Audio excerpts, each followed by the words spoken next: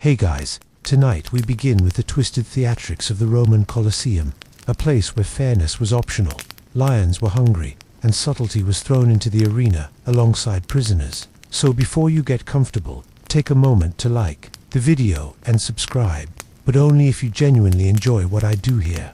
And let me know in the comments where you're tuning in from and what time it is for you. It's always fascinating to see who's joining us from around the world. Now, dim the lights. Maybe turn on a fan for that soft background hum, and let's ease into tonight's journey together.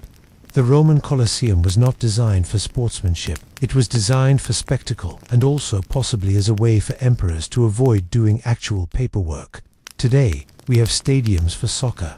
The Romans had stadiums for chaos. If you walked into the Colosseum expecting fairness, you'd be about as disappointed as someone who brought a picnic to a thunderstorm. The crowd wasn't looking for balance.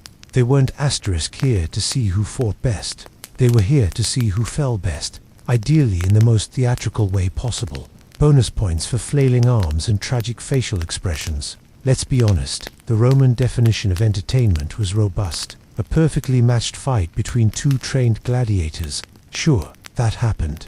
But far more common were the opening acts. Criminals, captives, or very unlucky people who happened to owe the wrong senator money. These folks were given the equivalent of a sharp spoon asterisk and told to make it dramatic. And dramatic they made it. The Colosseum wasn't just a stadium, it was a form of civic therapy. Life in ancient Rome could be stressful. Plagues, grain shortages, and the occasional fire. Watching someone else have a really bad day in a controlled environment was how people coped, and it was free, funded by the emperor. The games were a very public, please like me gesture. You got grain, a seat, and a view of someone running from an angry elephant. What more could you want? Even the architecture encouraged inequality. The emperor had the best seat. Senators got cushions, and everyone else got a stone bench and sunstroke. The actual people in the arena, they got an audience. So fairness, not exactly the design priority. This wasn't a fencing match. This was ancient Rome's version of dinner theater. If your dinner included fried dormice and the play ended in screaming, if you were a participant, you weren't measured by your win-loss ratio. You were measured by how loud the crowd got when you tripped over your own foot and fell directly into a net. Nothing says public service quite like forcing an untrained civilian to fight a heavily armed professional in front of 50,000 strangers. The Romans had a word for this entertainment, and while we have game shows and cooking competitions, they preferred something with slightly more risk and significantly fewer rules. Enter the gladiator versus amateur match, a charming tradition where a trained killer faced off against, say, a baker asterisk with a sword, or a bureaucrat with an existential crisis. These weren't just one-off mistakes, these were planned. Sometimes the amateurs were volunteers, sometimes they were condemned criminals, and sometimes they were just guys who really should have read the fine print. Gladiators, contrary to modern movie logic, weren't all enslaved. Some were volunteers, some were celebrities, and all of them were highly trained. They lived in schools, had coaches, and were basically professional athletes, except with more armor and fewer endorsement deals. Now, imagine pitting one of them against someone who learned sword fighting from watching shadows on a wall. The result was predictable, and that was the point. This wasn't about suspense. This was about spectacle. The audience didn't want a fair fight. They wanted to cheer for the obvious winner while pretending the other guy had a shot. It was the ancient Roman version of watching a squirrel try to drive a chariot, and for the amateur, well, they had options. Option 1, survive long enough to be mildly impressive. Option 2, survive long enough for the crowd to feel sorry for you. Option 3, get hit so quickly and dramatically that the audience laughs, and the emperor nods in approval. If you were particularly charming or dramatic, you might even earn a reprieve. Romans loved a good underdog story, especially if the underdog was bleeding just the right amount. But most of the time, the outcome was settled before the match began. The crowd knew it. The fighters knew it. Even the guy sweeping the sand probably knew it. Let's say you're accused of a crime in ancient Rome. Maybe you stole something.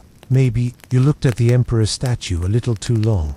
Maybe your neighbor just really doesn't like you. Congratulations. You now qualify for a special appearance in the Colosseum. And by special appearance, we mean you're going to be introduced to a lion up close. personally and probably without warning. The damnatio ad bestias, or condemnation asterisk to the beasts, was a Roman tradition that asked the important question: what if our justice system was also a zoo? It was Rome's solution to everything from theft to treason. Throw the accused into the arena, open a gate, cue the music and the panic. The lions weren't ordinary cats either. They were imported often from North Africa and treated like star performers. They got better transportation than most citizens, and sometimes better food. The prisoner, meanwhile, got a tunic and a vague sense asterisk of doom. No armor, no weapon, occasionally a stick, because nothing says fairness like handing someone a twig and telling them to make it look exciting.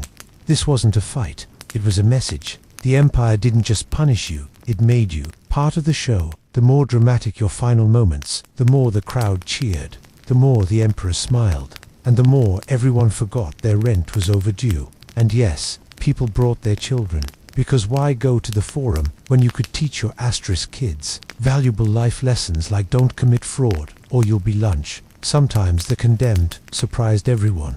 They ran, they dodged, they climbed things. There's at least one account of a man playing dead so convincingly that the lion lost interest. Unfortunately, the crowd didn't. They made sure the show went on. If you're thinking this seems excessive, the Romans would have agreed, but only if you suggested not using lions. That would have ruined the aesthetic. So, let's say the lion match is over, and the asterisk crowds had their fill of seeing unarmed prisoners make friends with fate. What's next? Naturally, let's arm some people and send them back in, but with more animals and weirder ones. Enter the Venons, Rome's version of man versus wild. If the wild was extremely annoyed, and the man was wearing gladiator sandals, these were staged hunts where specially trained fighters, or let's be honest, whoever was available and didn't owe too many favors, were given weapons and told, try not to look nervous. Asterisk, the Colosseum would be transformed into a faux wilderness. Fake trees, imported sand, maybe even a bit of shrubbery if someone had the budget.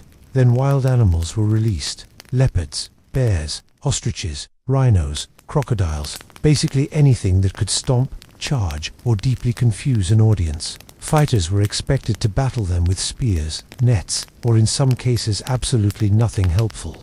There are stories of men sent in with slings or sticks, which is exactly as effective as yelling, "Please stop," at a charging asterisk boar. And here's the twist, it still wasn't a fair fight, just in the opposite direction. Sometimes the animals were sick, drugged, or starved to make things manageable. Other times they were just dumped into chaos, unsure if they were supposed to attack or audition for a tragedy. Not that it mattered. The goal wasn't survival, it was spectacle. Did the crowd care about the animals? Not especially. If a rhino managed to flip a man into the air like a decorative coin, they cheered. If the man somehow won, they cheered louder. There was no losing, just entertainment. And occasionally, the animals teamed up. In one account, a bear and a lion supposedly ignored the humans and started fighting each other.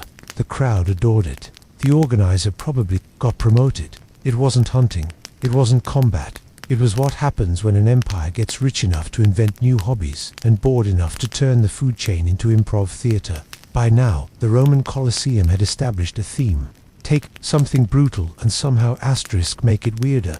But when they wanted to really impress the audience, they dipped into mythology. Because why simply execute someone when you could recreate a legend while doing it? This delightful tradition was known as fatal charades. Not a game, unfortunately, but a form of public execution that merged storytelling with creative sentencing. Picture a condemned man dressed as Icarus, strapped into fake wings, and pushed off a platform. No, he didn't fly. No, it wasn't subtle. The Romans loved mythology. Gods, asterisk heroes, tragic endings. So instead of quietly dealing with criminals, they reimagined their deaths as performances. The audience wasn't just watching justice, they were watching art. Violent stative, fumed art. Take the story of Prometheus, for instance. In myth, he's chained to a rock and has a certain recurring eagle problem. In the Colosseum, they skipped the rock and used stage props. But the eagle, that part, was real. Or Orpheus, the tragic musician who tried to rescue his wife from the underworld. The Roman version, asterisk, a man in a tunic with a harp walks across the arena, and then someone quietly releases a few large, extremely uninterested animals. It didn't end with music. The crowd, of course, loved it. Finally, culture and entertainment all in one. You could feel refined for recognizing the myth and still point and laugh when the guy in the Apollo wig tripped over his sandals. Were these performances accurate to the original stories? Not remotely. But accuracy wasn't the goal. Spectacle was. Plot correct. If they remembered, great. If not, they just invented a new version where Hercules loses a foot.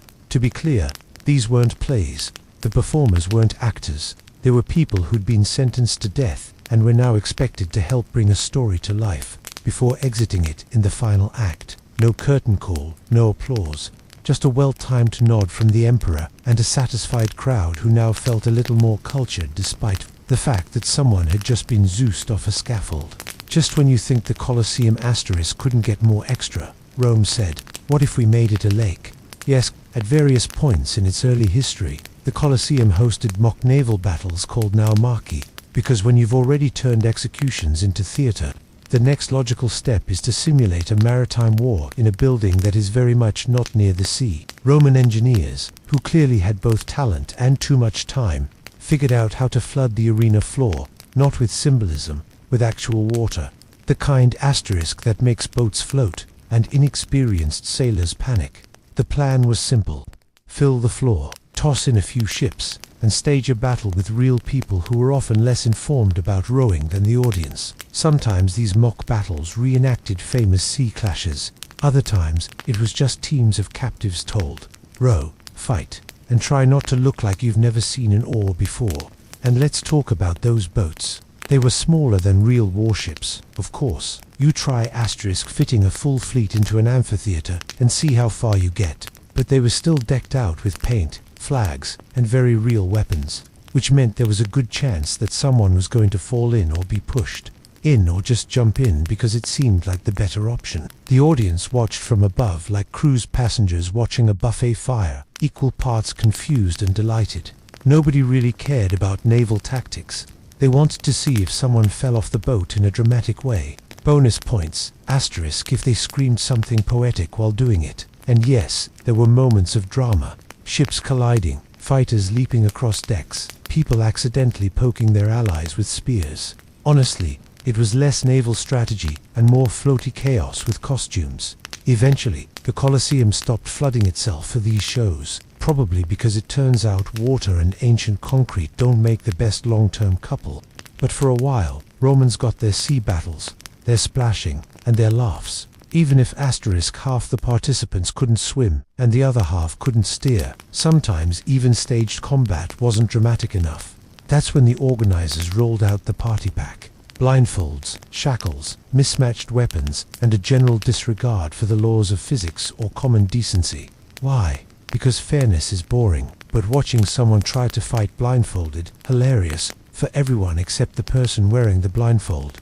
One popular twist was to take a perfectly competent fighter and make asterisk their life significantly harder for entertainment's sake. Remove their armor, shorten their weapon, or give them something completely useless, like a net or worse, a wooden sword. Nothing says good luck quite like stepping into the arena, holding what is essentially a stick from a child's toy set. Then there were the shackles. Fighters were sometimes chained by the ankles, wrists, or both. Because clearly, if you've already trained to survive an armed duel in front of thousands, what you really asterisk need is to be physically restrained while doing it. Bonus, it makes dodging a lot more interpretive. Some were forced to fight while tied together, yes, to each other. It was called the three-legged race of doom. Okay, not officially, but it should have been. Imagine trying to survive with someone else's panic dictating your footwork. One stumbles, both fall, and the crowd loses its mind. Of course, these gimmicks weren't used on just anyone. Gladiators were investments. The ones who drew crowds and had reputations were asterisk spared the most ridiculous setups. Unless the audience was bored and the emperor wanted a laugh, then all bets were off. And let's not forget the occasional surprise opponent. You think you're fighting one guy, and suddenly a trapdoor opens, and out comes a second one, or even better, something with claws. Imagine a WWE match where the floor randomly spits out a bear. Ancient Rome did that, but sincerely. None of this was in the rulebook, mostly because there was no rulebook, just a checklist. Is it entertaining? Is it absurd? Can it be cleaned up before the next match? You might assume that the Roman Colosseum, in all its chaotic brilliance, gave its audience a break between events, a moment to stretch, grab some olives, maybe talk about how well the gladiators were accessorized. And technically, yes, there was an intermission, but in true Roman fashion, even that was turned into a performance.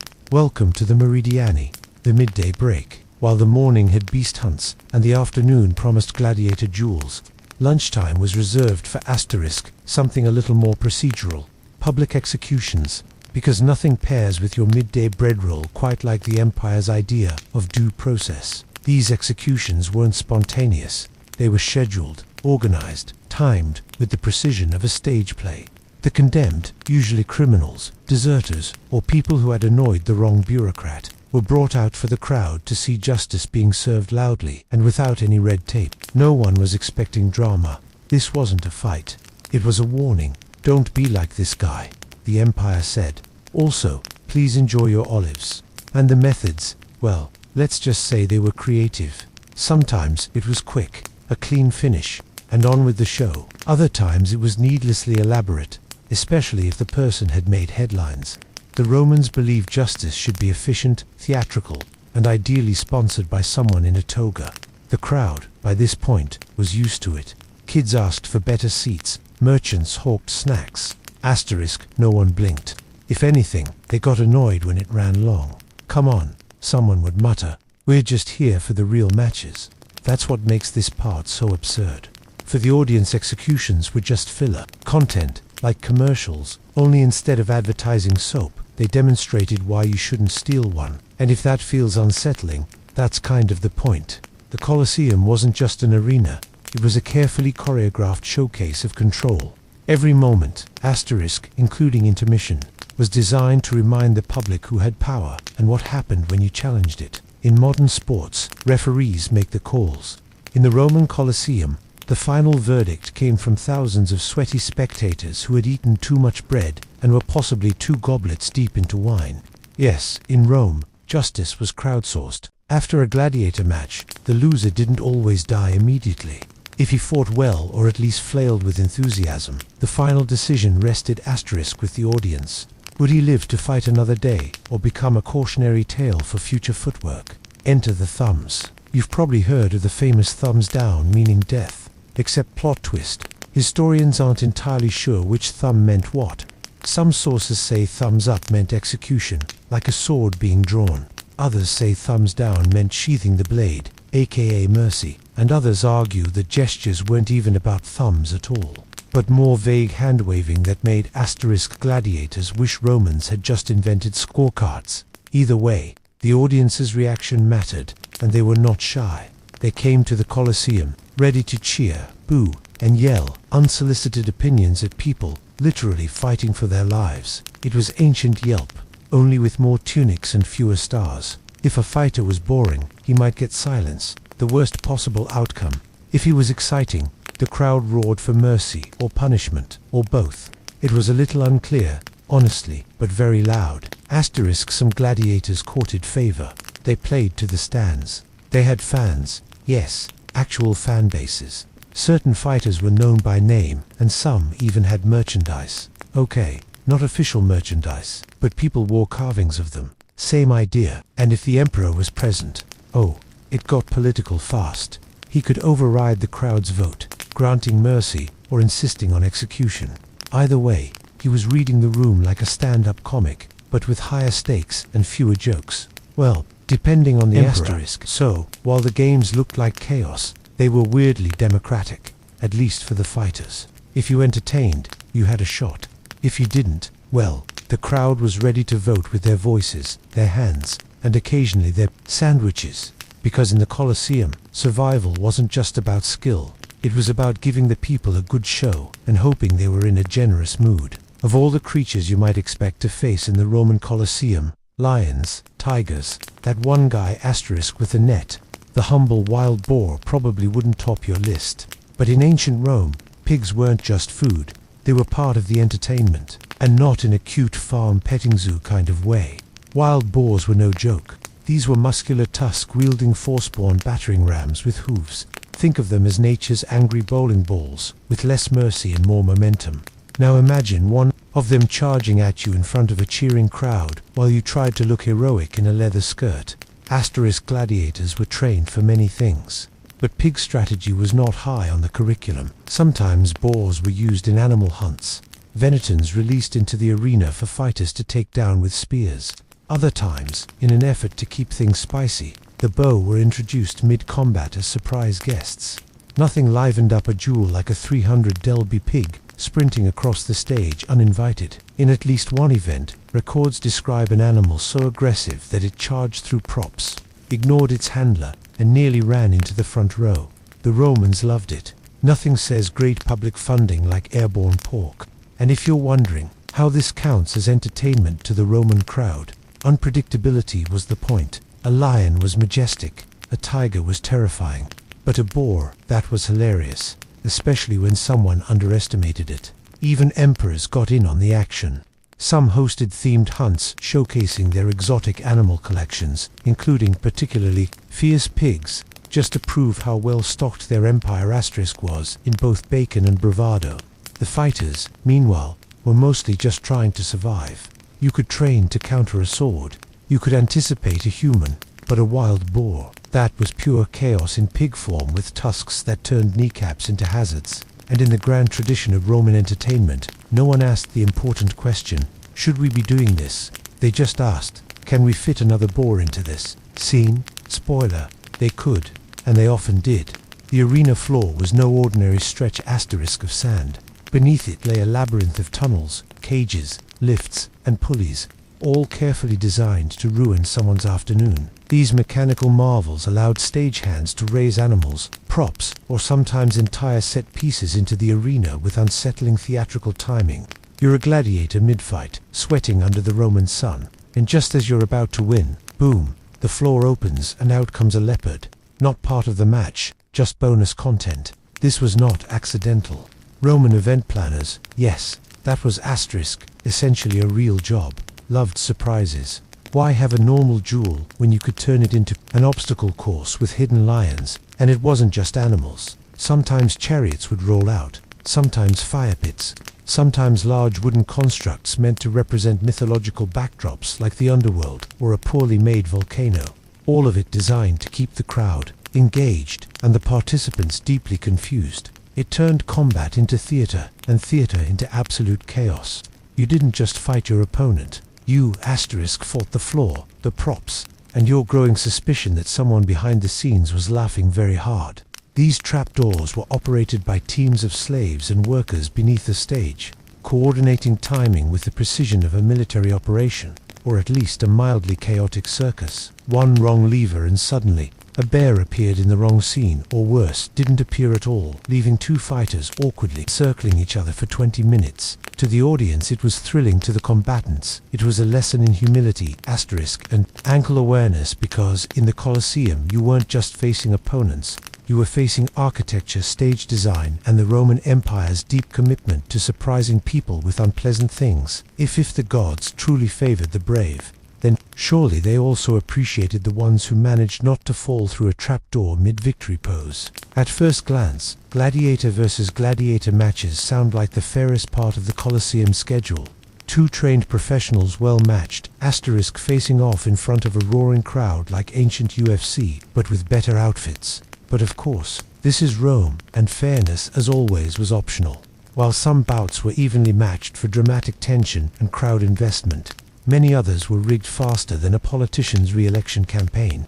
One fighter might be a seasoned veteran, with years of arena experience, the other, a terrified rookie who'd just figured out which end of the sword was the business end. And don't get too attached to the asterisk idea of standard weapons either. Sometimes one fighter got a gladius and a shield, the other got a net and a trident, not because it made tactical sense, but because the crowd liked variety, and someone in event planning had a flair for chaos. These odd pairings had names. The Caesar versus the Ricierius trident guy was especially popular. One had armor, a big helmet, and traditional gear. The other wore almost nothing, carried a glorified fish fork, and relied on dodging for dear life. It was less battle of equals and asterisk, more can speedy Mick bare feet avoid being flattened. Why the mismatches? Because Rome loved contrast. The sight of two identically armed fighters was boring, but throw a bulky armored tank against a wiry, nearly naked rope flinger. Now that's entertainment. And if one gladiator had a growing fan base or a sponsor to impress, the match might be tilted in his favor. Not so he could prove himself, but so he could look even cooler while winning.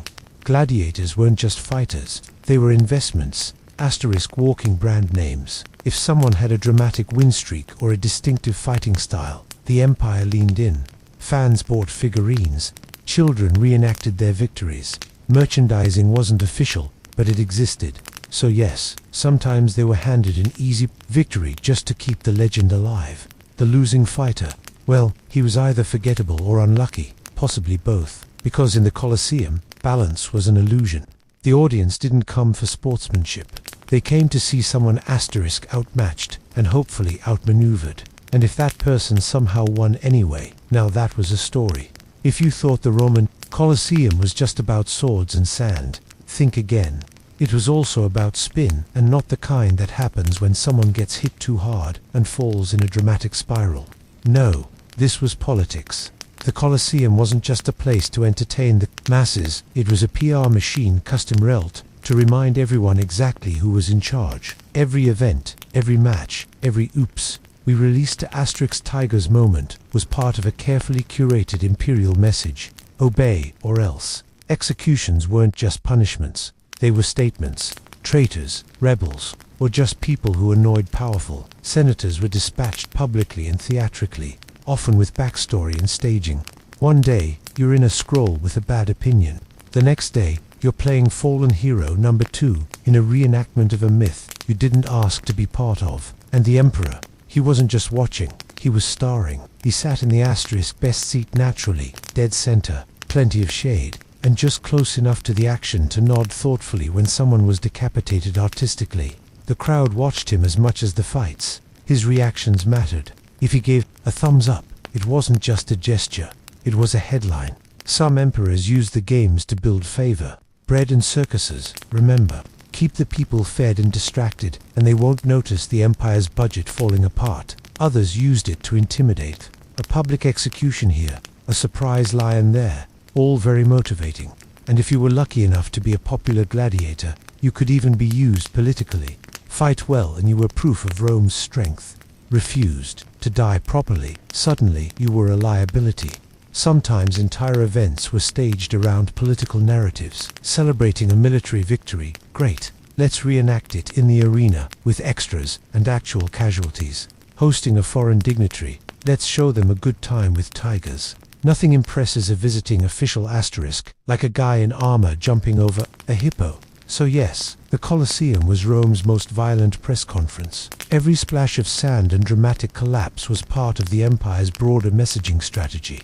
Rome is strong, Rome is glorious, and Rome is definitely watching. With all the mismatches, trapdoors, weaponized pigs, and political overtones. Why did the Colosseum stay open for so long? Simple. Rome was addicted to spectacle. These weren't just shows, they were cultural events, political tools, social glue, and occasionally legally questionable therapy for a civilization that desperately needed hobbies. The empire was big, complicated, and frequently on fire, sometimes literally. But give the people a gladiator match, and suddenly everything felt stable. The formula worked. A bored, overtaxed citizen might complain about grain shortages, but toss them a seat in the Colosseum, a snack, and a front row view of someone wrestling a panther in a wig. Suddenly, life wasn't so bad. That's Empire Building 101. Distract, dazzle, repeat. Asterisk and emperors loved it. The games gave them instant approval ratings. Want to win the crowd after raising taxes. Host a week-long festival. Accidentally insulted the Senate. Release some flaming chariots and tigers. Want to make a general feel insecure. Have his enemy play the hero in a restaged myth, and forget to tell him it's a metaphor. The Colosseum was the original social media feed. Constant updates, constant drama. A place where careers were made, enemies were erased, and your public image could be defined by a single thumb gesture. No comments section though, just roaring applause or complete silence, which in Rome was basically a downvote. But even the greatest empires get tired. Over time, the shows became less extravagant, the animals harder to import, the audience less dazzled. By the time Rome began to crumble, even the Colosseum started to feel like yesterday's news. Sand and stone don't last forever, and neither do attention spans. Still, the legacy lingered. Even today, we remember the Colosseum not as an asterisk sports arena, but as a monument to how far a society will go for a good show. It wasn't fair, it wasn't kind, but it was unforgettable. Because when you build a stage for 50,000 people and fill it with fire, iron, and politics, well, you're not aiming for subtlety, you're aiming for history. Imagine you're a farmer in ancient Ireland. It's April 30th and the winds are shifting. You look out over the rolling hills and mutter to yourself, "Yep, time to light something on fire, asterisk again." Welcome to Beltane, the ancient Celtic fire festival that wasn't just about celebrating the start of summer, it was about surviving it. While modern folks might pop a sunscreen bottle and complain about the heat, your ancestors were busy stacking wood and hurrying cows between two roaring bonfires. Why? Because they believed the smoke could purify, protect, and maybe even impress the local spirits. In this world, fire wasn't just a handy tool, it was a living force, a mediator between realms. Asterisk lighting, it wasn't casual, it was sacred. The Druids, the spiritual MVPs of the community, were in charge of the flames. They'd chant, gesture dramatically, and eventually summon a central bonfire known as the Need Fire, which every household flame in the region was read from. Think of it as a spiritual reset button, but with way more sparks and fewer user manuals. As the fires crackled, villagers would lead their livestock, yes, the actual cows and sheep, between the twin blazes. It sounds a bit excessive, but this was asterisk insurance against disease and misfortune. Want your cattle to stay healthy and productive? March them through fire. Want to stay fertile? Take a daring leap over the flames yourself. Nothing says romance like mild singing, and of course, there was dancing, naked or clothed, depending on the year and how much me was involved. Couples might jump the flames together to bind their love, while solo dancers hoped to stir some divine matchmaking from above. Beltane was more than a festival, it was a ritual of seasonal transformation. Asterisk a fiery handshake between mortals and the other world. And once the fires died down, the embers were scattered in the fields, spreading the blessing of flame across the land. Now, let's leave the damp hills of Celtic lands and cross into the arid, sun-blasted heart of ancient Persia. Here, fire wasn't something to dance around while hoping your sheep stayed healthy. It was a godly presence, a divine force that had to be fed, revered, and absolutely not sneezed on.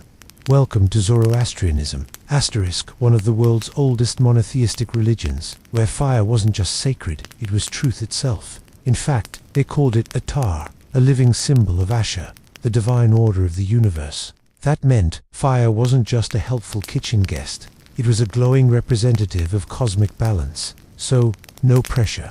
The centerpiece of worship was the fire temple, where priests known as Meds tended to eternal flames that had been burning for years, sometimes centuries. Think of them as divine janitors with robes, armed not with extinguishers, but bundles of sandalwood and eagle feathers for gentle fanning. The idea was that this flame had to be kept alive, unbroken, unpolluted, undisturbed. Letting it go out, that was basically a cosmic offense, a divine oopsie on a legendary scale. These fire rituals weren't limited to static worship either. During major festivals like Sad and Chashan Basuri, whole communities would light bonfires in public squares to celebrate creation, rebirth, and the ever-ongoing battle between light and darkness. People would leap over the fires while chanting things like, "Give me your red color," "Take away my sickly pallor," which, let's be honest, is basically the ancient Persian version of New Year, New Me. Sparks weren't just metaphorical in these moments. The fire became a messenger, carrying prayers to the heavens, while also warding off lurking demons and any bad luck that might have been hiding under your rug. Even funeral rites avoided flame directly touching the dead. Why? Asterisk. Because that would pollute it.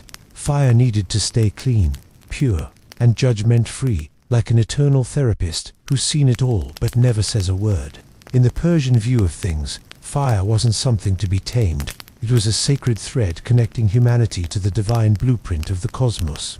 A warm flickering flame, yes, but also a blazing reminder to keep your soul and your kindling in good order. Now we jog, literally, into ancient Greece where fire festivals weren't just holy ceremonies. They were full-on athletic competitions, because when the Greeks honored the gods, they didn't just pray, they sprinted with fire. The torch race, or Lampedramea, was the signature event. Imagine a sacred relay where runners passed lit torches like flaming batons across Athens, and the goal wasn't just speed, it was to keep the flame alive. If you dropped your torch or let it go out, disqualified. Congratulations, you've failed both your city and the divine. These races were held in honor of gods associated with fire and knowledge. Histus, the forge god, and Prometheus, the rebellious titan who famously stole fire from Olympus and gave it to humanity.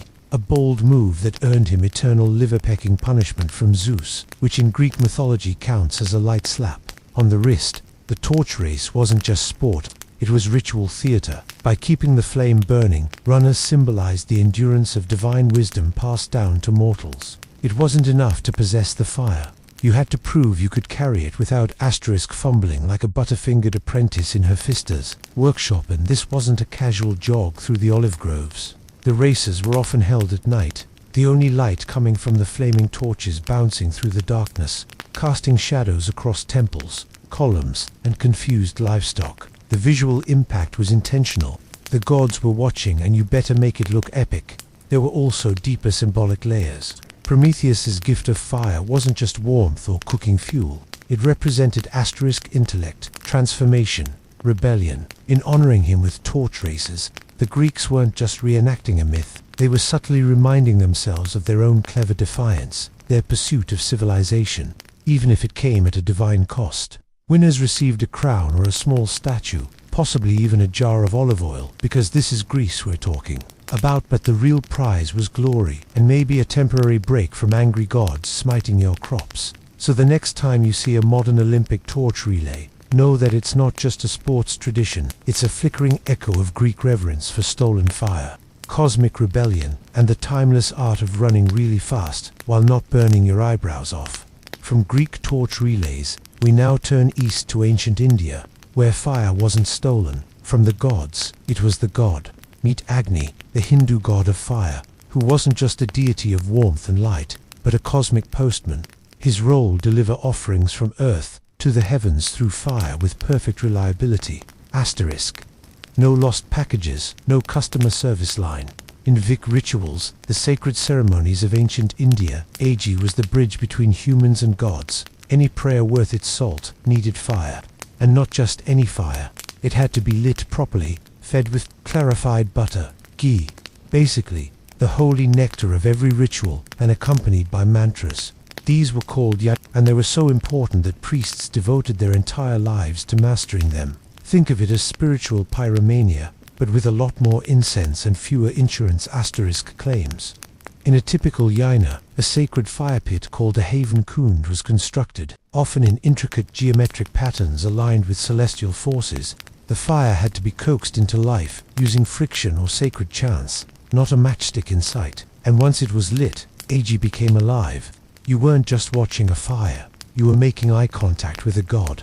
But this wasn't a one-time thing. The most devout households kept eternal fires burning, flames that never went out, passed down from generation to generation. If a fire died, it wasn't just inconvenient, it was a spiritual emergency. Some even believed it could disturb cosmic balance. Imagine being the guy who accidentally spilled water on a divine flame. Oops, doesn't quite cover it. Fire festivals like Lorien Mackay later evolved to carry this Vedic legacy into seasonal celebrations marking agricultural transitions with bonfires, songs and offerings. It was joy wrapped in smoke, purification dancing in sparks. And unlike some traditions where fire was kept at arm's length, here it was intimate, living, and profoundly respected. Ag wasn't feared like a wildfire. He was honored like an ancestor, a witness to every vow, every birth, every passing soul. If ancient India saw fire as a divine messenger, then ancient Egypt saw it as the very breath of the sun, God himself. Fire here wasn't just a flicker. It was cosmic authority embodied in Ra, the sun god who rode across the sky in a blazing solar bark. And every night he fought off a chaos serpent in the underworld, powered entirely by radiant celestial fire. No pressure, Ra. But let's zoom in on the human rituals. Because while Ra handled the solar commute, Egyptians celebrated with flame, too. Fire wasn't used for warmth. It was a symbol of purification, protection, and rebirth. Temples were designed to catch the morning sun in their darkest chambers, as if the gods themselves were turning on the lights. The most famous fire ritual, the Feast of Opet, or the Weep Renet festival, which marked the new year. It wasn't your average countdown and fireworks situation. It was a multi-day spectacle featuring priests, incense, offerings, and most importantly, ceremonial torches carried in processions. These weren't just for show. The fire represented Ra's rejuvenating energy returning to earth, warding off darkness and illness. It was like spiritual pest control, but with sacred pyrotechnics even in airy practices. Fire played a crucial but carefully managed role. Egyptians didn't cremate. That was little to final for them. But they burned incense and sacred oils during burial rites. The smoke rising from the offerings was believed to carry the soul's essence upward, helping it journey safely into the afterlife. And if the scent happened to please the gods, even better. Priests also maintained eternal flames within temples, particularly those dedicated to Ra or his fiery daughter, Sekhmet, a lion-headed goddess you really didn't want to upset. Her festivals included fire rituals meant to appease her destructive nature. And yes, these sometimes involved beardy red to look like blood, because Egyptian gods loved symbolism and mildly theatrical drama. Fire in Egypt wasn't chaotic. It was orderly, celestial, radiant. It came with scrolls, hymns, and complex schedules. Every spark had a script. Now we descend into the jungles and highlands of ancient Mesoamerica, where fire didn't just symbolize life. It was the engine of the cosmos. And keeping that engine running required a bit more than candles and kind thoughts. Among the Aztecs, Mer, and Zapotecs, fire was a sacred force that governed time, agriculture, even human fate. But they didn't mess around with mere festivals. They had chondrical fire resets.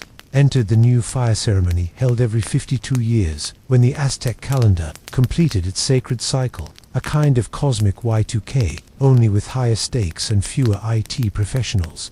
As the dreaded date approached, all household fires were extinguished across the land. Cities went dark. People destroyed their belongings. They fasted, prayed, and basically assumed the world might end. Then at midnight, priests ascended a sacred hilltop and performed a heart sacrifice. Only after the heart was burned and the new flame kindled on the chest cavity, yes, really, was the fire declared reborn. From this one divine spark, every household flame across the empire would be rekindled. Fire was rebirth, continuity, and cosmic validation. If the fire failed to light, the sun might not rise again. No pressure. In Maya civilization, fire also played a key role in temple dedications and royal rituals. Newly built temples were awakened with fire. They would literally burn offerings in the central chamber to activate the structure, as if inviting divine tenants to move in. And if you were a king, your accession to power required fire rites, including incense burning and sometimes ritual bloodletting, just to show you meant it. The Zapotecs were just as committed.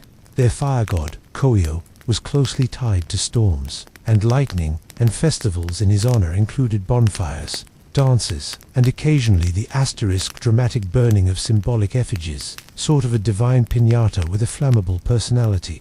Across all these cultures, fire was a dialogue with the gods, but also a demand. It was hungry and it needed feeding, not just with logs or copal resin, but with sacrifice.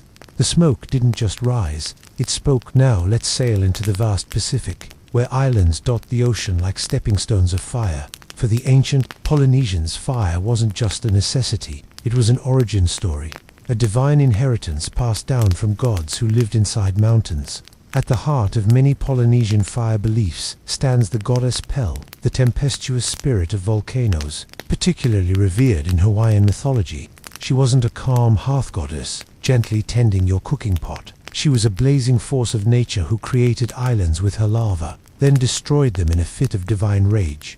Respecting fire in this culture wasn't optional, it was survival. Pel was said to live in the Halema Amau crater at the summit of Kilauea, one of the most active volcanoes in the world.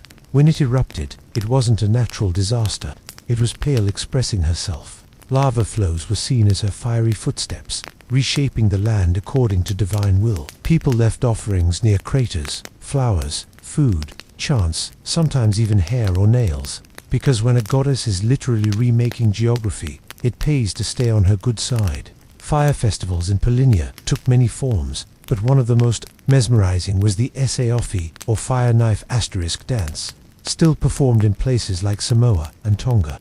Originally part of warrior rituals, the dance involved spinning flaming knives while leaping, flipping, and generally defying common sense. It wasn't just showmanship, it was spiritual display. The fire knife was seen as an extension of inner strength, a dance with ancestral power. In everyday life, Polynesians used fire to cook in umu earth ovens, light paths during ceremonies, and communicate with the spirit world. Fire was the bridge asterisk between visible and invisible, the earthly and the divine. Even funeral rites involved sacred torches and chants, guiding the soul toward ancestral realms across the sea. Some islanders believed that ancestral spirits traveled on flame, visible in the flickering of torches or the glow of fireflies. To ignore or mishandle fire was to risk offending both gods and ghosts. You'd think the frigid lands of ancient Scandinavia would be too cold and soggy for fiery rituals. But the Norse had a relationship with fire that was anything but lukewarm. In a land of icy fjords and eternal winters, fire meant more than comfort. It meant survival, both physical and spiritual. At the heart of Norse mythology is a cosmic duality, fire and ice. The world itself was born from the clash between Muslim, the realm of fire, and Niflheim, the land of frost. When the two collided in the primordial void of Ginnungagap, sparks flew literally, and out of that chaos came the first being, Ymir, and eventually the gods. So fire wasn't just essential, it was an asterisk creator and a destroyer. The most feared fire figure in Norse mythology was Surtur, a fire giant from Muslim, who, according to prophecy, would ride out during Ragnarok, the Norse apocalypse, with a flaming sword in hand. His mission: burn the world to ash. You can see how fire wasn't taken lightly. On a more earthly level, fire festivals marked seasonal changes, especially the end of winter and the return of the sun. Celebrations like Ule, which later merged with Christmas, were deeply fire-centric. Great logs were burned for days. Hello, Ule log, representing the rebirth of the sun. The longer it burned, the better your luck for the coming year. Lighting the Ule fire wasn't just cozy, it was cosmic insurance. Bonfires were also lit during midsummer festivals where the light was at its peak and spirits roamed more freely. Leaping over flames, a practice shared with other cultures, was believed to grant protection, fertility, and possibly the ability to impress your crush. And when it came to death, fire asterisk had the final word. Viking funerals weren't all longboats and slow-motion archery. But yes, cremation was common, and fire was believed to release the soul to Valhalla, or Folkvangenja, the afterlife realms of warriors and the chosen. The fire cleansed, elevated, and honored. It was part farewell, part transformation, and part dramatic flair. Across the ancient world, fire wasn't just life-giving, it was judgmental. It could warm your home or incinerate your legacy. For many cultures, fire became asterisk the ultimate test, a tool of divine justice, spiritual purification, and cosmic reckoning. And unlike modern courts, there were no appeals. In ancient India, fire wasn't only a god, it was also a witness. In the epic Ramayana, Sita, wife of the hero Rama, had to undergo a trial by fire, literally. After being kidnapped and rescued, she walked through flames to prove her purity. The fire, Agi himself, emerged not with a guilty verdict, but with a divine nod. She was unscathed, and therefore innocent. A hot asterisk mess of gender expectations, yes, but also an example of how fire was seen as the final arbiter of truth. In medieval and ancient Europe, similar ideas took root in trial by ordeal. Suspected criminals, witches, or unfortunates with bad luck were sometimes subjected to fire-based tests, like holding a red-hot iron or walking across glowing coals. If their wounds healed cleanly, they were innocent. If not, well, you probably didn't want to be around for the closing arguments. While these trials weren't asterisks exactly spiritually uplifting, they showed the lingering belief that fire could reveal divine will. In Zoroastrianism, One of the earliest notions of fire as judgment emerged in the concept of Chinvate Bridge, the crossing point to the afterlife. At death, souls would walk a bladethan bridge above a river of molten metal. Those who had lived righteously would find it as gentle as warm milk. The wicked, let's just say they discovered that divine metal has no chill. Even the Aztecs, who worshipped fire with meticulous devotion, saw it as a cyclical trial. If their new fire ceremony failed, the world could end. Fire, once a gift from the gods, could also become their chosen method of cosmic deletion. It kept humanity humble and maybe a little flammable. Throughout all these traditions, fire became a mirror. What you brought to it, truth, guilt, devotion, or fear, was what it revealed. Whether in sacred rites or terrifying trials, fire was the final exam of the soul. In ancient Egypt, paying taxes wasn't just an economic duty. It was practically a spiritual obligation.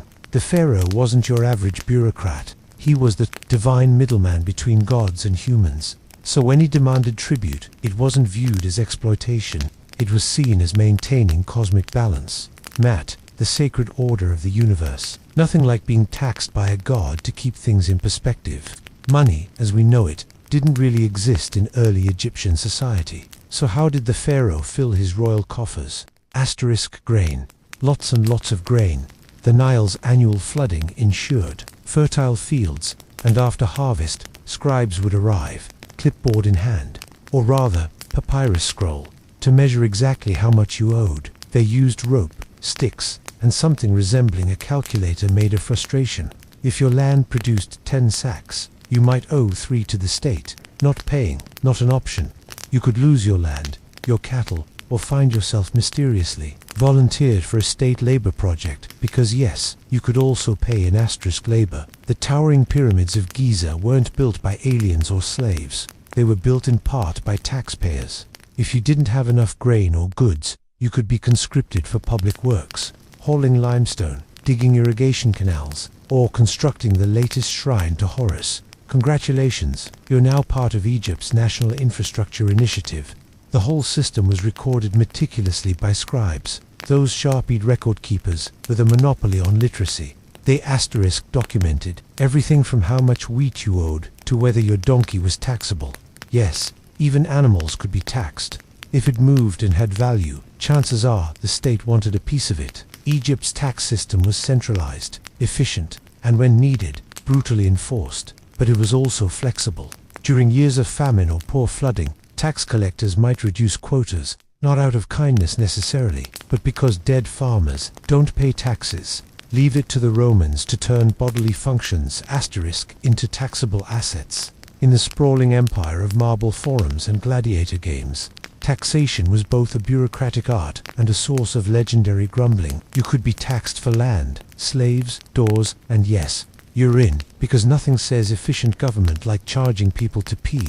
Let's start with the infamous urine tax, or vectal uriny. Public urinals and fullers' workshops collected human urine, which was then used, no joke, as a source of ammonia to bleach clothing and tan leather.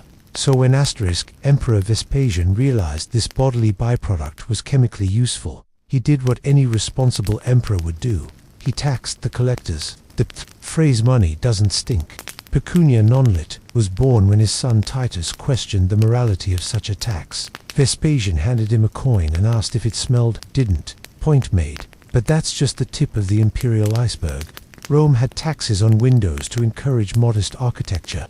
Slave ownership came with its own tariff, an inheritance. Taxes could shave off a chunk of what you left behind. There was even a sales tax, though it only applied to free citizens, because if you were enslaved, congratulations, you were already a form of taxable property. Tax collectors were called publicani, and let's just say they weren't winning popularity contests. These middlemen paid the state in advance for the right to collect taxes, then squeezed citizens for as much as possible to turn a profit. They were the ancient equivalent of a private collection agency run by a hedge fund. And if you refused to pay, soldiers might show up to help convince you. Despite all this, Roman taxation funded some impressive projects: aqueducts, roads, temples, and military conquests that stretched the empire from Britain to Syria. You could argue that Roman taxes built civilization and crushed it, depending on where you stood. And yes, tax revolts happened. Provinces groaned under the weight of tribute, and more than one rebellion started with the words, "How asterisk much." In the heart of Mesoamerica, the Aztec Empire ran one of the most elaborate and structured tribute systems the world has ever seen. And no, it wasn't based on gold or coins. It was powered by cocoa beans, jaguar pelts, and feathers so fine they made European kings look underdressed. Unlike modern tax systems, Aztec taxation was known as tribute, and it operated like a giant imperial wish list. The emperor didn't need your permission. He needed your region's best products, delivered regularly, preferably without excuses. Every city-state or altar petal that fell under Aztec control was required to send tributes recorded meticulously by scribes, known as calpixa. These men carried detailed codices, illustrating what was owed, not numbers, but pictures, piles of maize, stacks of cotton, bundles of obsidian, and yes, sacks of cocoa beans. Think of it as a pictorial invoice from hell. Cocoa beans were especially valuable, not just as food or drink, but as currency. A handful could buy a tamale, a cloak, or a night out at the local human sacrifice. They were so prized that counterfeits tried to hollow them out and refill them with dirt. Audacious, yes, but also a crime punishable by death. The IRS of Tenochtitlan did not mess around.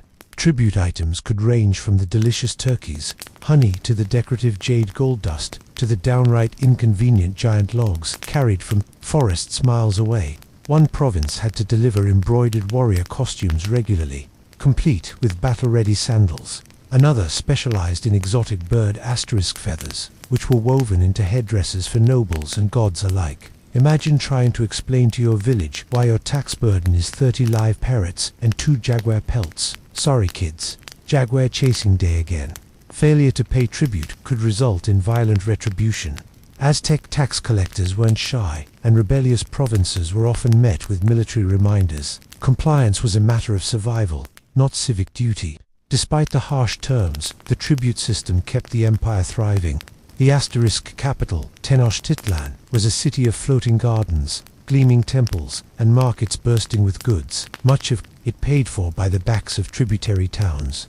In ancient China, taxation was less about flamboyant punishments or bizarre goods, and more about sheer scale. With a population in the tens of millions and an empire that seemed to go on forever, China built a bureaucratic tax machine so vast and precise it would make Roman senators weep into their wine. Let's start with the basics: rice and labor. During the Han Dynasty, peasants were the economic backbone, and they paid taxes in 3 primary forms: grain, cloth, and corv labor. The grain filled the empire's granaries, the cloth was handed to state officials, and the labor, well, that meant weeks or months away from home working on canals, roads, or the occasional Great Wall renovation. Think of it as tax season, but instead of paperwork, you're hauling bricks through the Goi. As the empire evolved, so did its taxes. The Tang Dynasty asterisk introduced the two-tax system, which was meant to simplify things. It required twice yearly payments, once in summer, once in autumn, calculated according to how much land you owned and how many people you had lying around eating your rice. In theory, it was fair. In practice, tax collectors had a flexible understanding of fair. And then came the salt tax, the quiet empire builder. Rather than taxing everyone equally, the government slapped a heavy tax on salt, a daily necessity. Everyone needed it, especially in a time before refrigerators. And so the state made a fortune. For centuries, salt revenue funded armies, palaces, and bureaucrats' pensions. It's no exaggeration to say salt underwrote dynasties. But taxation wasn't just about funding, it was about control. Census taking was practically an art form, as were land surveys and household registries.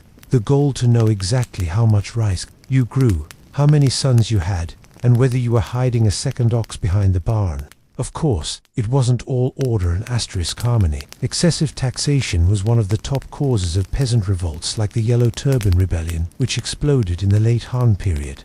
When farmers are starving and still being asked for 30% of their rice, bad things tend to happen. Long before modern accountants began asking for your W-2 selves, ancient Mesopotamians were already inventing the fine art of taxation with clay tablets, reed styluses, and absolutely zero tolerance for creative deductions. In the land between the Tigris and Euphrates, the Sumerians, Babylonians, Asterisk and Assyrians created the world's first tax system, and with it, history's first recorded complaints about taxes. Instead of paper forms, scribes etched tax records into soft clay. These cuneiform tablets, thousands of them, documented everything from barley contributions to livestock tallies. If you think your local tax office is slow, try waiting for your grain levy to be logged by a man scratching symbols into mud. The staple tax, barley. In early city-states like Uruk and Lagash, farmers paid a asterisk portion of their harvest to the temple, or palace. And the temples weren't just religious centers. They were full-blown economic hubs with tax officials, storerooms, and surprisingly stern priests. But grain wasn't all. Mesopotamians taxed fishermen on their catch, traders on their goods, and craftsmen on their workshops. Even donkeys weren't safe. If you had a working donkey or a cart, congratulations, you were now a small taxable transport business. Under the Babylonian king Hammurabi, taxation asterisk became even more structured. His famous legal code, one of the oldest in the world, laid out penalties for tax evasion, overcharging officials, and cheating the system. In some cases, the punishment wasn't just a fine, it was death or dismemberment.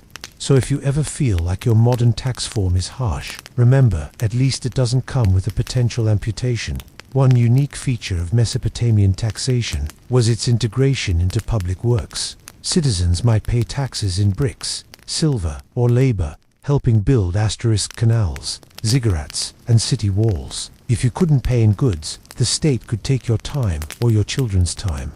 Nothing says fiscal responsibility like loaning your kid to the temple for a season. Yet, despite its age, the Mesopotamian tax system was remarkably efficient. It helped manage sprawling cities, fund irrigation networks, and support armies. In other words, it kept the whole operation from crumbling like a sun-baked mud brick. In ancient Greece, taxes were less about state order and more about awkwardly asterisk passing the bill around.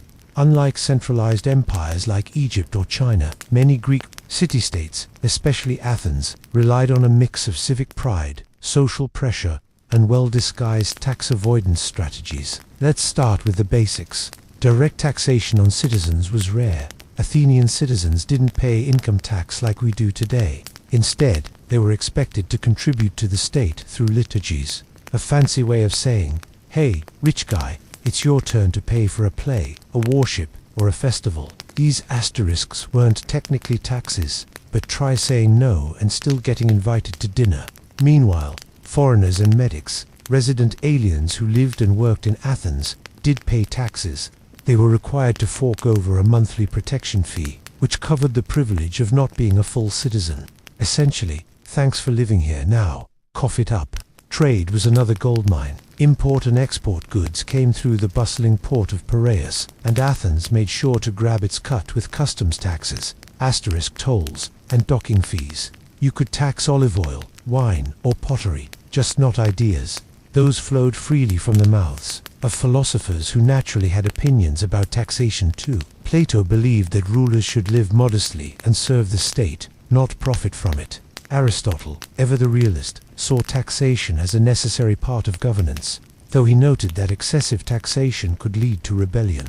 Meanwhile, the average Athenian just wanted the tax collectors to stay far away from their grape harvest. Which asterisk brings us to the real villains of the story, tax farmers. Rather than collecting taxes themselves, Greek states auctioned off the right to collect them. The highest bidder would pay the state up front, then go out and recoup the money, plus plenty extra. These tax farmers were about as popular as wet tunics at a symposium.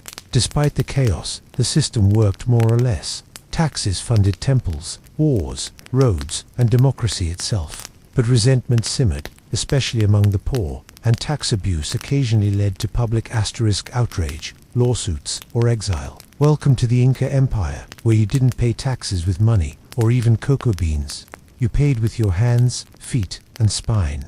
The Inca created one of the most impressive civilizations in the Americas, stretching across modern-day Peru, Ecuador, Bolivia, and Chile, and they did it without coins, markets, or written language. So, how did they fund it all? With a tax system based entirely on labor, known as the mitar. The mitar wasn't a suggestion. It was mandatory state service. Every able-bodied male citizen owed the empire a set number of days each year, usually spent building roads, farming state land, mining silver, or hauling stones for temples and fortresses. Picture the Inca tax form as a calendar, not a bill. The genius of the Mita system was its efficiency.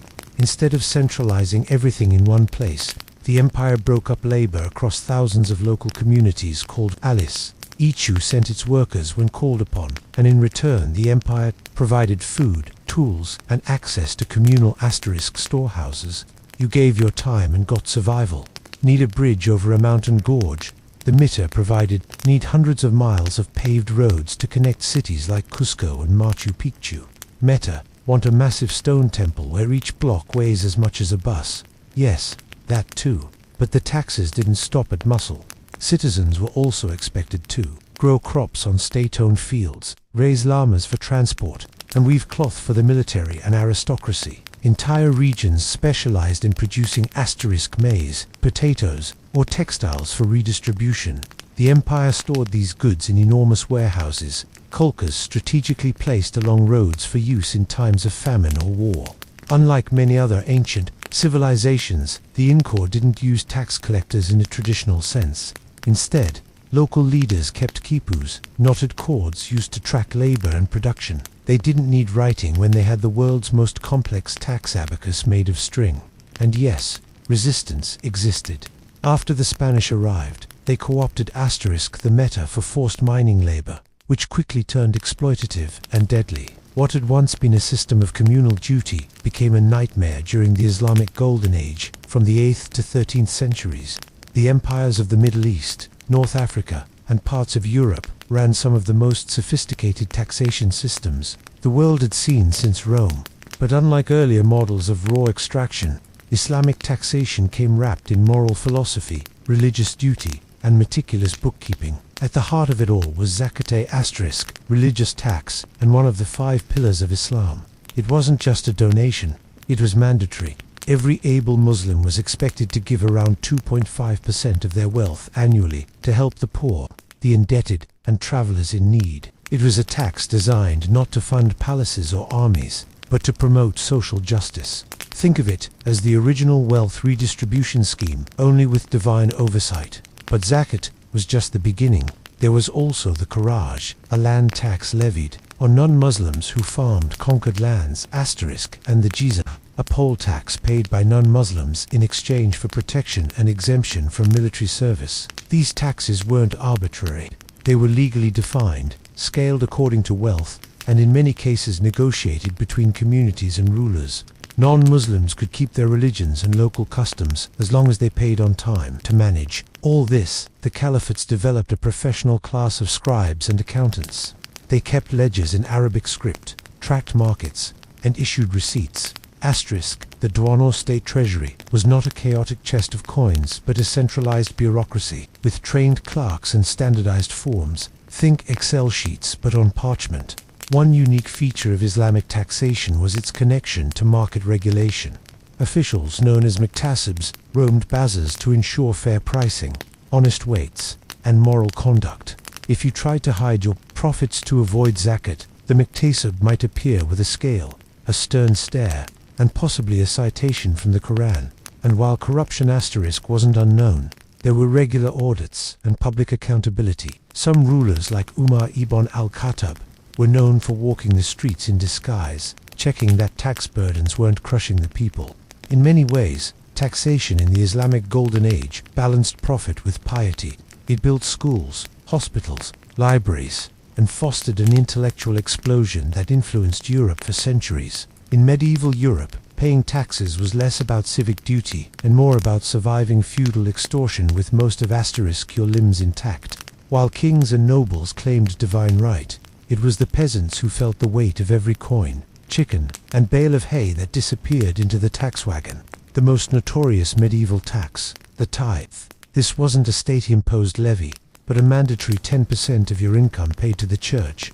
That meant a tenth of your crops, livestock, or fish went straight to the local monastery. Refused to pay, you weren't just dodging taxes, you were risking eternal damnation. It's hard to argue with a tax backed by the threat of hellfire. Then came the feudal dues. If you were a peasant, your life was basically a subscription service to your lord. You paid for the land you farmed, for the mill you used, for the oven where you baked your bread, got married. That was a fee. Inherited your father's field. Another fee. Had a particularly good harvest. Expect a smiling tax collector at your door with his hand out and a list of creative new charges. In England, after the Norman conquest, asterisk taxation became even more organized and ominous. The Domesday Book, compiled under William the Conqueror, was a giant survey of who owned what, down to how many pigs you had hiding in the back garden. It was essentially a tax sniper's scope, and no one escaped its gaze. By the 13th century, kings discovered new ways to raise funds, especially for war. In France and England, monarchs began introducing direct taxes on income and property. But with centralized power came resentment. Tax collectors were often hated more than enemy armies. And when the state pushed too far, revolt. The English Peasants' Revolt of 1381 exploded in response to a brutal poll tax, a flat fee per person regardless of wealth. It was the medieval equivalent of charging a lord and a farmer the same amount and expecting no one to notice. Spoiler, they noticed. Taxation in medieval Europe was a tightrope walk. Enough to fund castles, cathedrals, and crusades, but not so much that it led to pitchforks and fire. And so from cocoa beans to urine, from rice to forced labor, ancient taxation wasn't just about economics. It was about power, control, and the fragile thread between rulers and the ruled. One coin, one grain, one revolt at a time. To the Vikings, death wasn't the end. It was simply the beginning of a new journey. Life was fleeting, unpredictable, and often brutal. But death, that was where the real adventure began. And depending on how you lived, or more importantly, how you died, you could find yourself in vastly different destinations beyond the grave. The most coveted afterlife was Valhalla, the golden hall of Odin, where slain warriors gathered to feast, fight, and prepare for Ragnarok, the end of all things. To reach Valhalla, though, you had to die in battle, ideally while doing something heroic and very bloody. If that wasn't on the menu, there was still Folkvanga, the realm of the goddess Freya, who got first pick of the fallen. It's believed that her hall was equally prestigious, just with fewer head injuries. But not all souls went to warrior paradise. Those who died from sickness, old age, or without enough flair were said to drift to hell, the shadowy realm ruled by the goddess of the same name. Contrary to modern interpretations, hell wasn't necessarily a punishment, just a more subdued afterlife, possibly with fewer drinking horns and battle songs. With such an elaborate spiritual map, it's no surprise that Viking funeral rites were carefully staged performances, part tribute, part guidance system for the soul, and part flex for the living. A *executed funeral showed respect, wealth, and community status. A sloppy one, that was a recipe for haunting, bad luck, or worse, a dishonored soul wandering without rest. These funerals weren't about closure. They were about ensuring safe passage to the next world, and proving that the deceased mattered, both in life and in death. Even the humblest funeral might include offerings of food, weapons, and personal belongings to equip the departed for their journey. And for the elite, the Norse didn't do subtle. Chieftains, warriors, and nobles often received grand send-offs involving ships, flames, burial mounds, animal sacrifices, and entire ceremonies performed with chilling precision. The goal was not just to honor the dead, but to cement their legacy in the sagas and in memory. Because in Viking culture, to be remembered was to live on. The funeral wasn't the final chapter, it was the first page of the afterlife. In Viking society, the dead weren't just dumped in a pit and forgotten. They were prepared with care, intention, touch of theatrical flair. If death was a journey, then the deceased needed to be dressed like a traveler and packed like one. Once a person passed, their body was washed, combed, and dressed in their finest clothing. This wasn't about vanity, it was symbolic. Cleanliness showed respect, and fine garments helped ensure the deceased entered the next world with honor. A chieftain might be laid out in a rich woolen tunic, his cloak trimmed in fur. A shield maiden might wear embroidered dresses adorned with brooches and beads. Jewelry wasn't just for show, it was spiritual luggage. Weapons were essential. A warrior might be buried with his sword, axe, or spear, along with a shield. These weren't ceremonial props, they were actual tools for the afterlife. After all, if you were going to fight all day in Valhalla, you'd want your favorite blade by your side. Even common folk were sometimes buried with knives or simple tools, suggesting that utility mattered as much as status. The dead were also given grave goods. Asterisk drinking horns, cooking pots, combs, dice, and sometimes food and mead. It's as if they were packing for a very long trip with a few snacks and a bit of entertainment. These objects served practical, religious, and sentimental purposes. In some cases, they were deliberately broken before burial, a practice that may have released the object's spirit for use in the afterlife. Social rank played a big role. The wealthier or more important the person, the more elaborate the prep. There are records of servants, asterisk, or slaves being sacrificed to join their masters, though these were rare and usually reserved for high-ranking individuals. It was brutal, yes, but in Viking belief, it was an honor to accompany your lord into the next world. Once the body was prepared, it was laid out for a time, giving the community a chance to mourn, reflect, and say goodbye. This was also when funerary rituals would begin in earnest. Prayers, chants, and even ritualized storytelling to cement the dead's legacy. To the Vikings, preparing the dead asterisk wasn't a grim task. It was an act of love, of respect, and of cosmic responsibility. They weren't just dressing a corpse, they were arming a soul for the journey beyond. When most people think of Viking funerals, they picture a flaming ship drifting into the horizon, sails ablaze, carrying a warrior to Valhalla. It's an image burned into pop culture, cinematic, dramatic, and just a little impractical. But how accurate was it? The short answer, partly true, partly poetic license. Vikings had a deep relationship with asterisk ships. These weren't just modes of transportation, they were symbols of power, status, and life itself. To be buried in a ship or even with part of one was the ultimate farewell for seafarers, warriors, and nobles. It represented a return to the sea, to the gods, or to the great journey ahead. But contrary to popular belief, most Viking funeral ships were not set on fire and pushed out to sea. That image likely comes from a combination of later medieval myths and 19th century romantic paintings. In reality, full ship burials were rare and expensive. When they did happen, the ship was usually placed on land, the body and grave goods arranged inside, and the whole structure was either buried under a mound or set on fire in place. One of the most famous examples is the Oseberg burial found in Norway. It contained a beautifully carved ship holding two women richly dressed, surrounded by textiles, sledges, and animal sacrifices. No flames, just earth and legacy. Another example, the Gisted burial held the body of a chieftain, his weapons, tools, and even sacrificed horses. Again, no water, no fire, just honor and craftsmanship. That said, there were cremation burials involving boats or symbolic representations of them. In some regions, smaller boats or boat-shaped outlines made of stones were used in cremation ceremonies with the P built directly on the ship. These events were spectacular, if not logistically simple.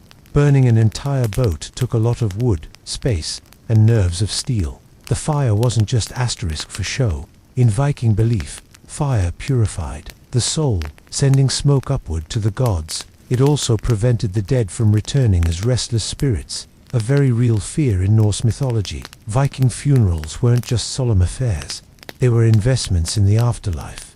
The dead weren't sent off empty-handed. Instead, they were loaded up with grave goods, the kind of spiritual starter pack designed to ensure comfort, status, and survival in the next world. Let's start with the essentials. Almost every Viking burial asterisk from simple farmer to powerful jarl included tools, weapons, and personal belongings. A man might be buried with his sword, axe, or bow. A woman might have keys, brooches, weaving tools, or even cooking pots.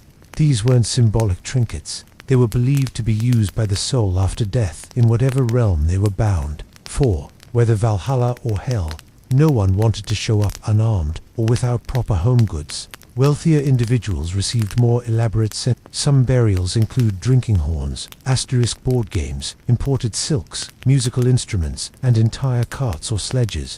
One woman in the famous Oseberg burial was interred with an ornate wagon, 5 intricately carved animal heads, and dozens of textiles, enough to open a boutique in the afterlife. But what really set Viking funerals apart was their use of animal sacrifice. Horses were common companions in elite burials, symbols of status, transportation, and power. Archaeologists have uncovered graves with multiple horses, carefully arranged, clearly sacrificed for the asterisk occasion. Dogs, hawks, and even oxmen also make appearances, each likely chosen for specific spiritual or symbolic reasons. In some cases, the sacrifices extended beyond animals. Slaves or servants might be killed and buried alongside their master. This wasn't casual cruelty. It was considered a form of loyalty or service.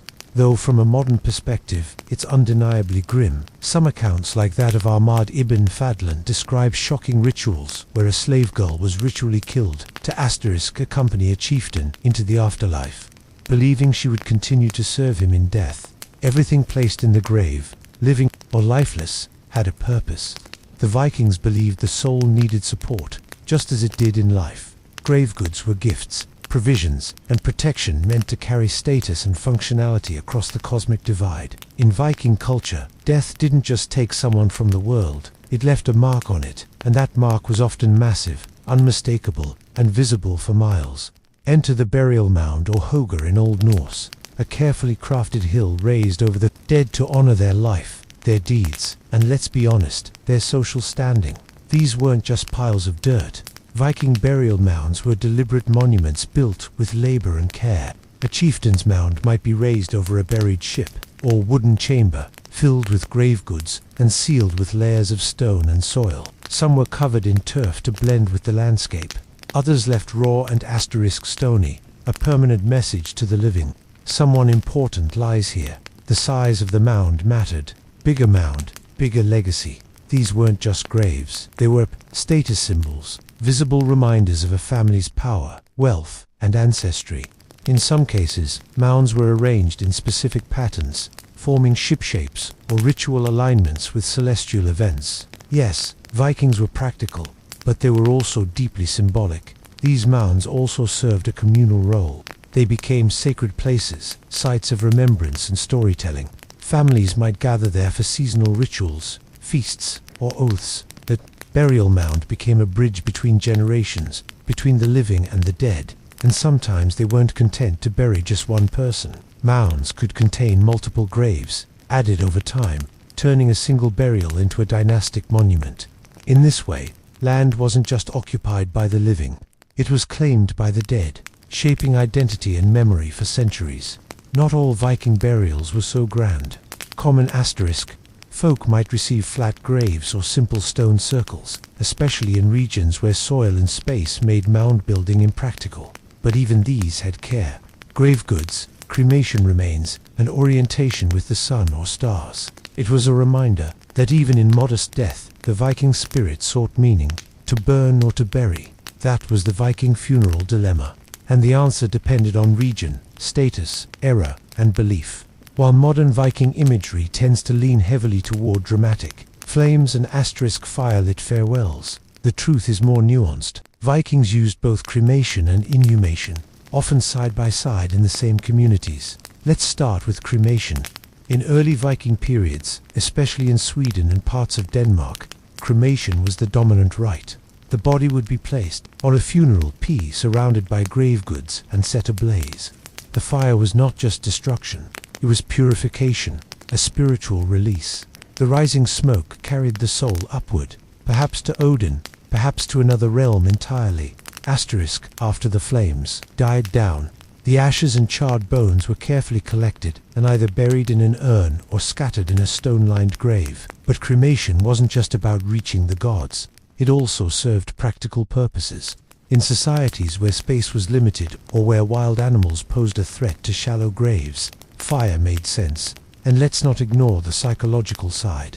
Cremation ensured the dead didn't return.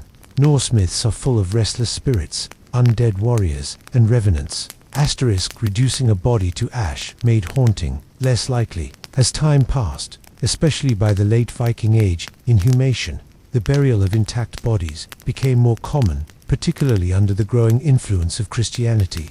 Inhumation was more in line with Christian ideas of resurrection and bodily preservation. But even before Christianity, Some Viking communities favored burial in chambers, ships, or wooden coffins, with the body laid out in full dress, surrounded by goods, animals, and tools. Interestingly, both methods often coexisted. A chieftain might be cremated on a pea while his wife was buried nearby, or cremation might be used for warriors while inhumation suited farmers and traders. The choice could reflect personal identity, social class, or regional custom. What united both rites was the attention to detail and honor. Whether turned to smoke or sealed beneath a mound, the Viking dead were treated with reverence as travelers, heading into the next world, however they chose to get there. Viking funerals weren't quiet affairs. They were ritualistic send-offs full of song, storytelling, toasts, and symbolic acts. While the physical treatment of the body, burning, burying, loading into ships was essential, the rituals of the living were just as important. To die well was one thing, but to be remembered properly, that was immortality. At the heart of many Viking funerals were songs and poetry. Skalds or poets played a crucial role in preserving the memory of the deceased. They composed eoges and funeral verses recounting the person's deeds, their lineage, their victories, and even their personality quirks. These verses weren't just mournful, they were epic, casting the dead in the mold of saga heroes. If you weren't sung about at your own funeral, did you even die a Viking? Funerals also involved ritual toasting, known as the minne. Drinking horns were passed, mead flowed, and each toast honored not just the departed, but the gods, ancestors, and fate itself. These were solemn moments, but also deeply social, blending mourning with camaraderie. It was grief expressed with firelight and fermented honey. Offerings were made at the gravesite, sometimes food, sometimes weapons, sometimes blood.